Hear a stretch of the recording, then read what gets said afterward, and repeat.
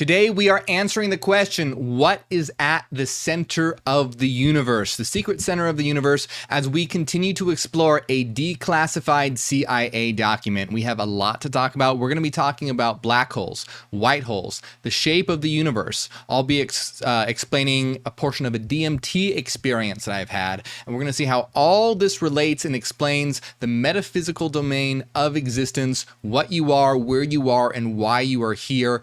It's going to be great. Now, before we get started, I want to remind you all, if you enjoy my work, consider supporting on Patreon. It's how I'm able to do all this, and you'll get access to members-only videos every single week in the archive of all our videos.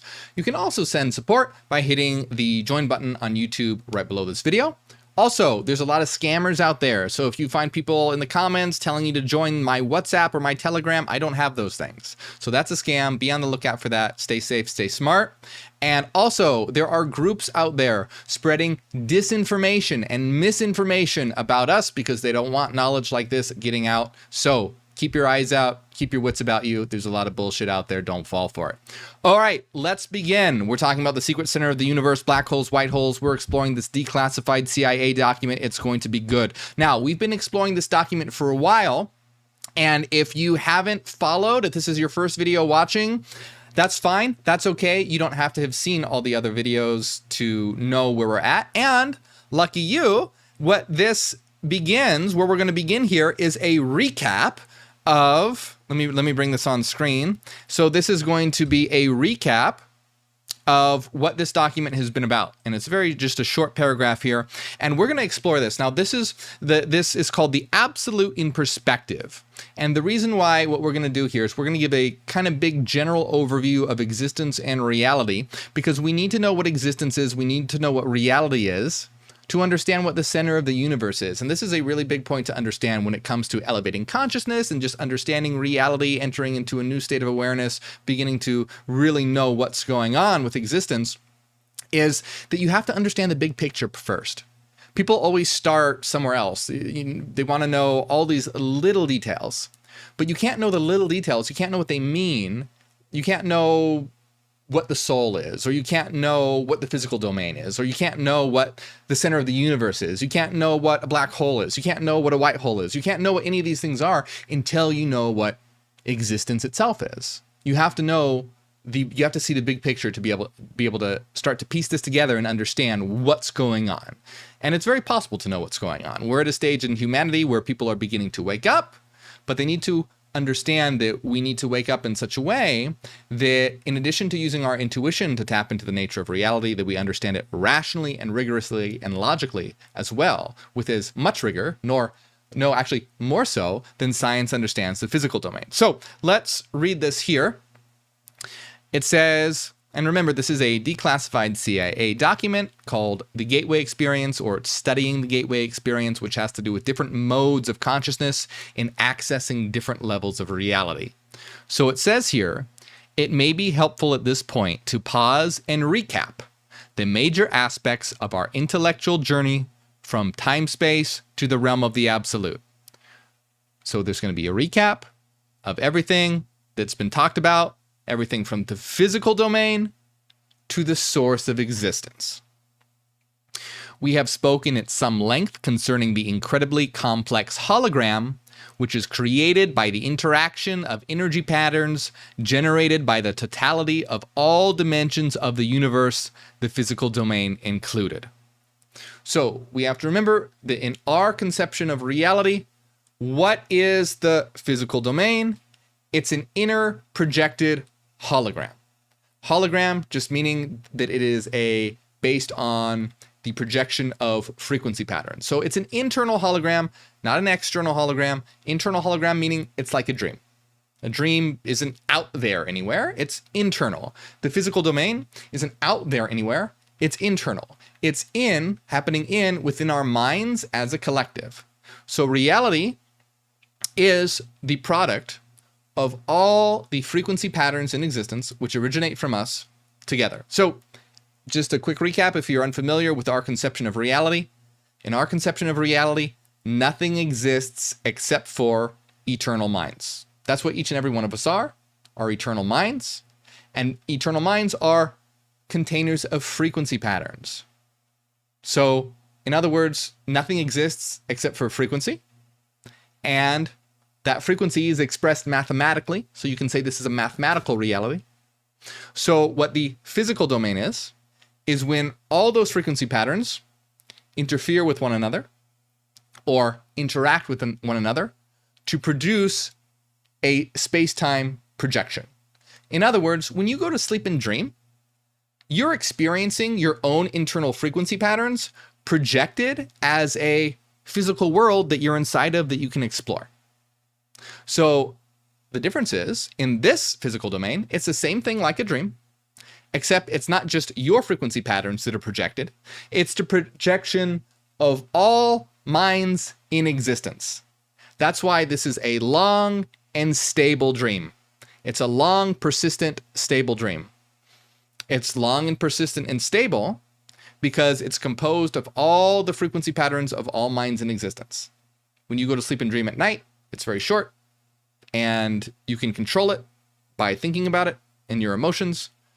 But because this collective dream is composed of all of our frequency patterns in existence, change occurs very slowly. This is why we have billions of years of evolution and all the different processes that we have that take lots of time, because it's very slow moving in comparison, because it's the interaction of all the frequencies of all the minds in existence. So in other words, this is a shared mathematical dream that is persistent and stable, that we all inhabit together. These bodies are avatars, which allow us as eternal minds to have a localized experience where we can interact together.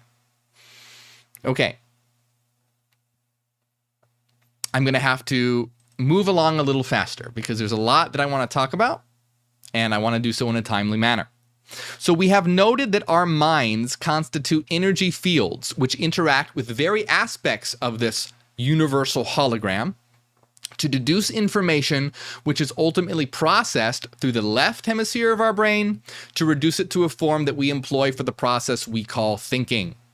In other words, our brains are mechanisms that allow us to be able to process information associated with the physical domain and certain modes of thinking. So our brains are not what generate consciousness or mind, okay? Our brains are limiting, filtering, and conditioning mechanisms. Think of your brain as not that which produces your mind. No, you're an eternal mind. Think of the brain as like a VR headset that you put on that lets you to experience a specific portion of reality. That is the physical portion, the so-called physical domain. So we have implied that this hologram is the finite embodiment and active energy form of the infinite consciousness of the absolute. The physical domain is the embodiment, a finite embodiment of the of absolute consciousness. Basically what I just described already. If you take all the minds in existence, which is all of us together, and say that is one mind, if you think of us as a collective as forming one mind, this one mind is the absolute. And the universe is the projection of the absolute. So this is the dream of the absolute. Essentially, that's what it's saying. It's saying this is the dream world of the absolute. It's a finite inner projection of absolute consciousness. So we would say that this is the absolute's unconscious projected. Okay, so this is the unconsciousness of the absolute, which is what we are. So it's all of our the collective unconscious, if we want to use Jungian terms, the collective unconscious projected into a dream world.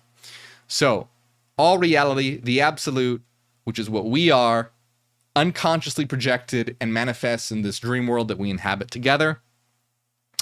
The brain facilitates the interaction there and our access to it.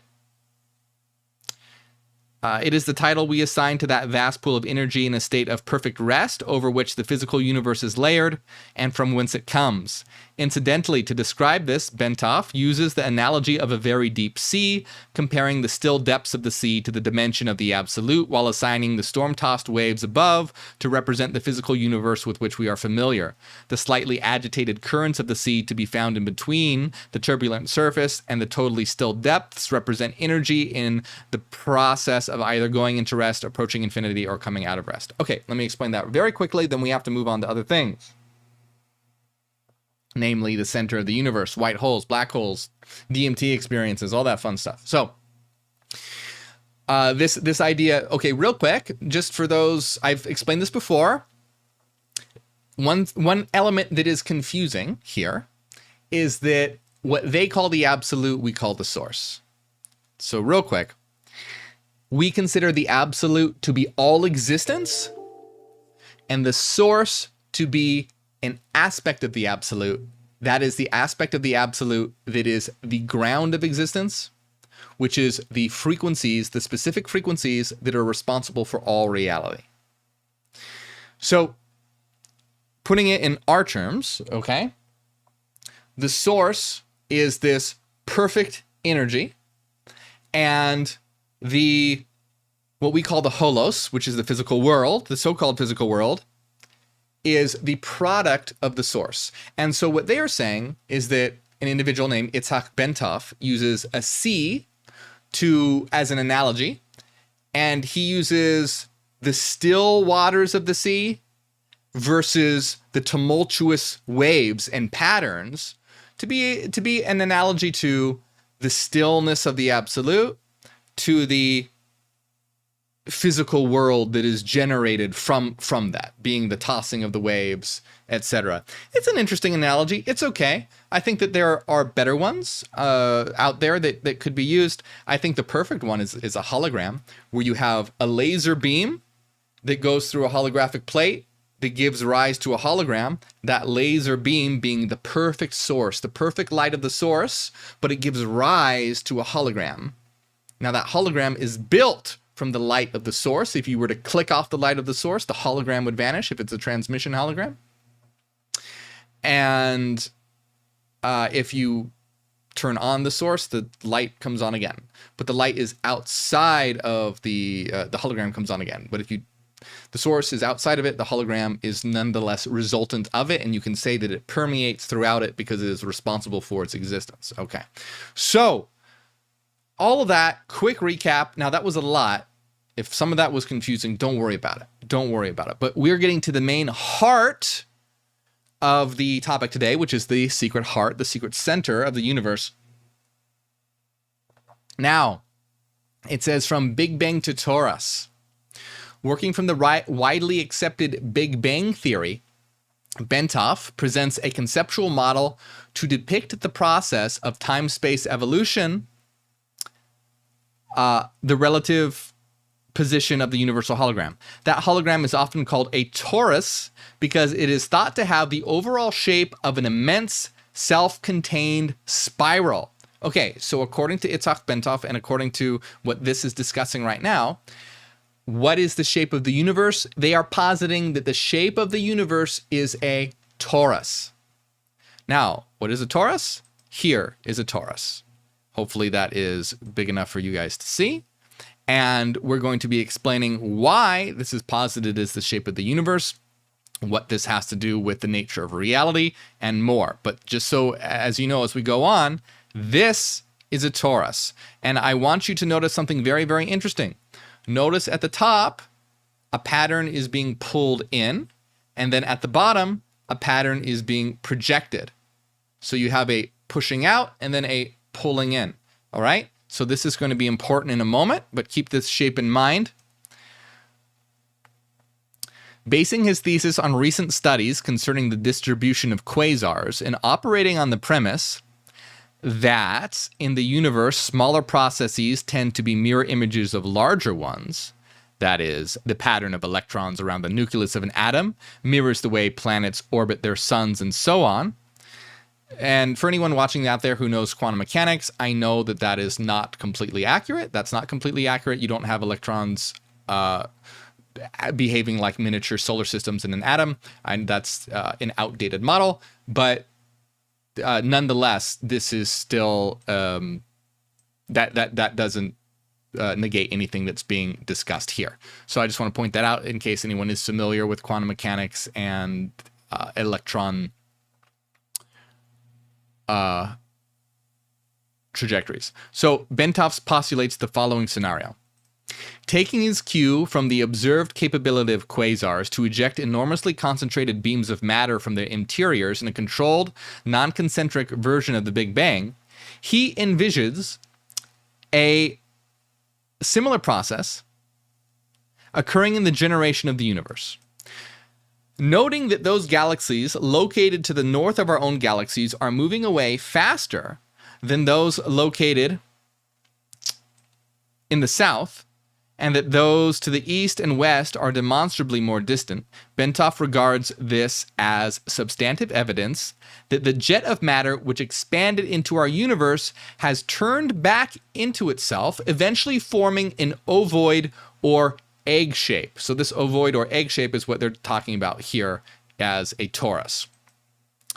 He sees matter in our universe entering the ovoid pattern following ejection from a nucleus composed of extremely compressed energy through a white hole. At the end of its trip to the far end of the ovoid, he sees it departing via a black hole. In such a model, time is observed to be a measure of the change which occurs as energy evolves into new, more complex forms as it progresses along the distance from the white hole side of the nucleus around the shell of this cosmic egg until it enters the black hole. In other words, as energy expelled from infinity. Okay, so this is all of this sounds like incomprehensible or just bits and pieces. If not, that's great. But if it does, I'm going to explain all this. So I just want to read this last bit here. In other words, as energy expelled from infinity and confined within limits by the conscious of the absolute achieves form and motion following ejection from the white hole at the top of the egg, time begins as a measure of the cadence of this evolutionary moment as reality goes around the shell of the egg on its journey to the black hole at the far end. All right, so I'm sure most of you know, but just to clarify, this whole egg and shell thing is just an analogy, and they're talking about the motion of the universe, okay, as time begins as a measure of the cadence of the elementary universe, evolutionary universe. They're talking about it coming forth from one side of the universe via the expelling of a white hole and then being pulled back in to a black hole. And so you could imagine a black hole and white hole, and at the center of this being a singularity. Okay, so hold on a minute. Let's talk about white holes and black holes for a minute. So there's some things to talk about. Now, the writer of this document is an agent. I forget what kind of part of the Department of Defense. So this individual is no scientist. So there's a couple different things that's a little skewed here. But let me explain this and put this in perspective. Because I want to talk about black holes, I want to talk about white holes, I want to talk about this DMT experience that I've had and how this relates to reality. Okay? So, what are black holes? What are white holes? I think most of you know what a black hole is. Well, at the center of a black hole is a singularity, and the major component of a black hole is that light cannot escape it, nothing can escape it, it pulls things in, and at the center is a singularity. A white hole is the reverse of that. A white hole at the center is a singularity, but it does the opposite of a black hole in that it spews out. Whereas a black hole sucks in, a white hole spews out. But they both have in common a singularity. And a singularity is an infinitesimally small point. It's essentially an incredibly dense point of nothingness. Basically, scientists don't really know what singularities are, because singularities are where all physical models basically break and break down. So at the center of black holes are located this thing called a singularity, and at the center of white holes are this thing that is known as a singularity. And a singularity is a point where infinities start to occur. You start to, and because of this, basically all the known laws of physics break down. So basically, scientists don't know what singularities are, and they break the model of they break scientific models. They break physical models. Singularities don't compute with physicality. It breaks it, essentially. So what's going on here? And I want you to take a look. So if we envision the bottom of this torus, as being a white hole, and then the top being a black hole, well, you would see at the very center would be a singularity, because common to both a black hole and a white hole is a singularity. So you have the common point between a black hole and a white hole as a singularity, and if you were to have a black hole and a white hole interacting this way, this is what you would get. Now, there is an important thing to point out here, all right? So, and then we're going to explain what this means metaphysically, And is it true or is it not, etc.? What does it matter?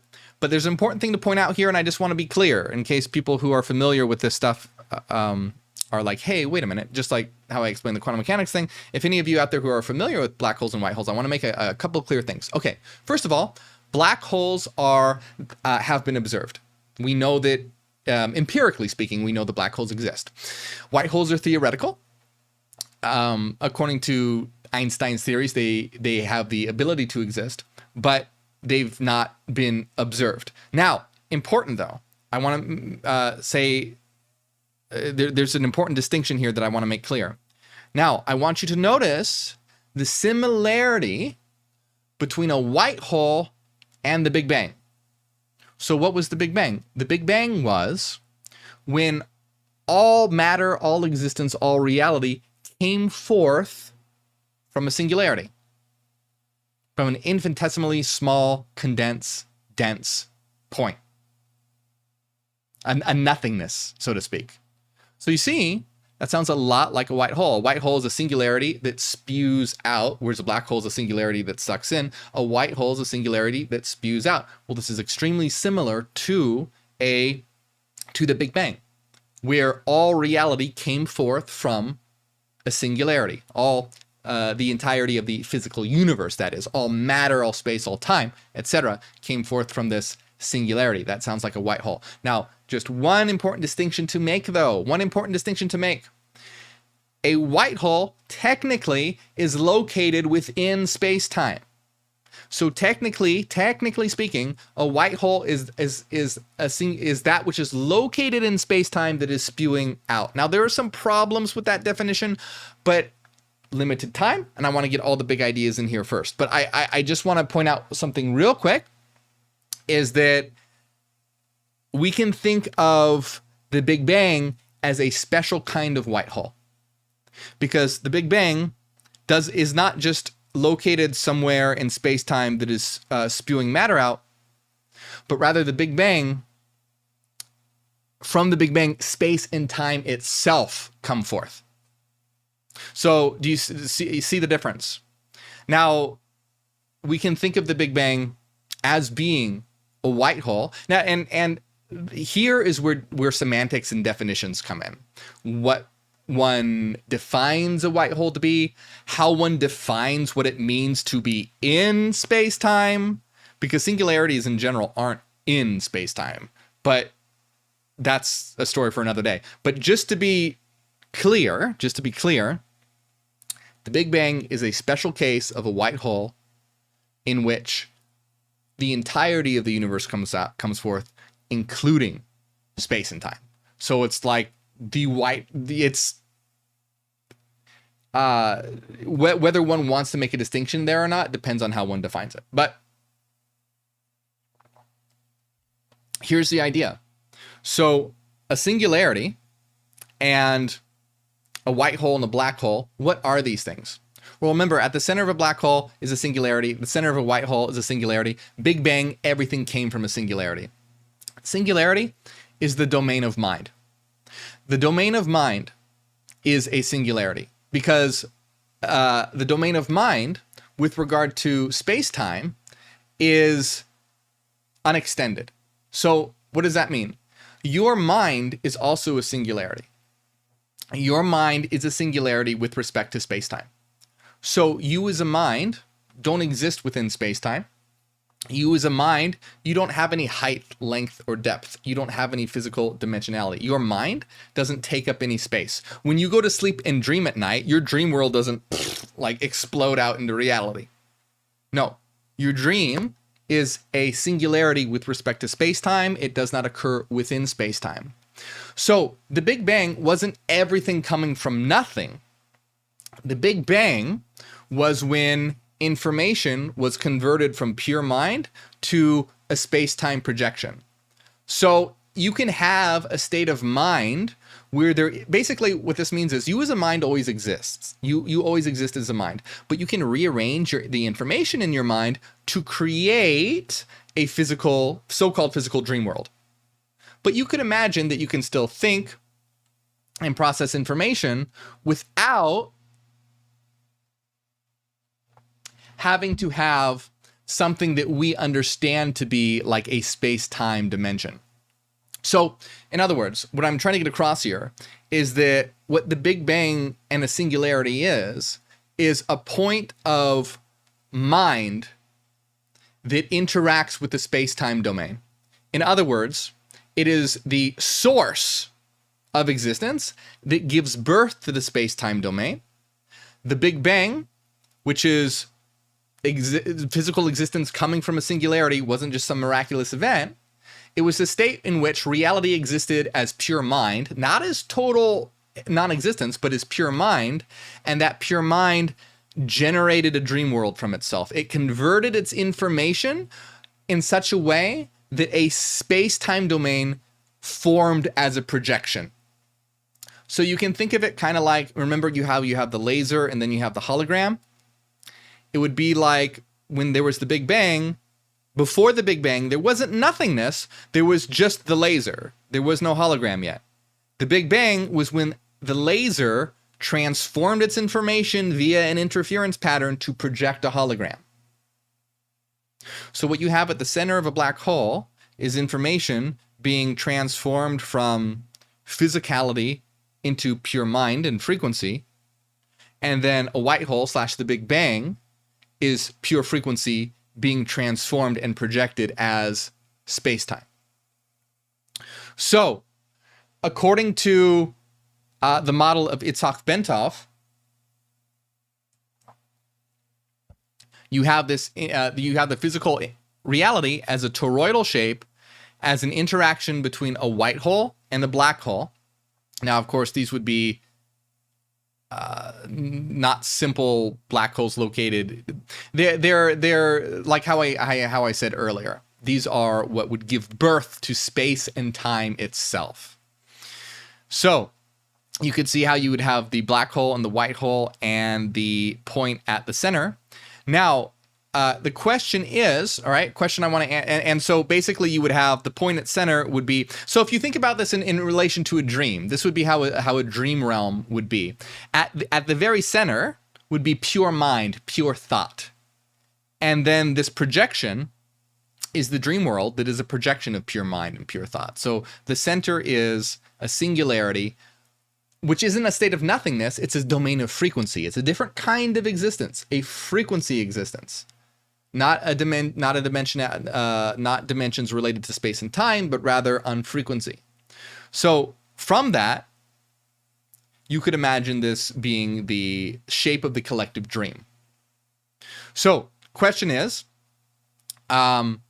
is this true? Is this how reality operates? And is this how existence is? Well, the answer is that it's an open question, but it seems like this is a very good candidate. So it's very likely that the shape of the universe is either a sphere or a toroid or a torus. Now, if we take the points of infinity and the points of zero to be at the same location, if we take basically say infinity and zero meet each other, we get a nice shape of a torus. Now, if they don't, then we have the shape of a sphere. So, mathematically speaking, we need to explore these different options to see what exactly the shape of the universe is. Now, personally, I am inclined to believe that reality is indeed a torus. And I'll tell you why I'm inclined to believe that reality is a torus. First of all, it's mathematically possible. Second of all, it makes great intuitive sense. And thirdly, and this is very interesting, many people, including myself, who have had psychedelic experiences have experienced this toroidal shape, this torus shape. Now, this is an important point and a point I want to really emphasize with regard to how we interpret reality. So, if people do psychedelics and have an experience, does that mean that it's true? No, it doesn't. You can have lots of experiences that are a projection of the unconscious, that are symbolic and don't reflect reality exactly or accurately. So just because a lot of people, let's say, have a similar psychedelic experience does not mean that it is true. So just because many people have the experience that reality is toroidal does not mean that it is true. But how do we understand reality?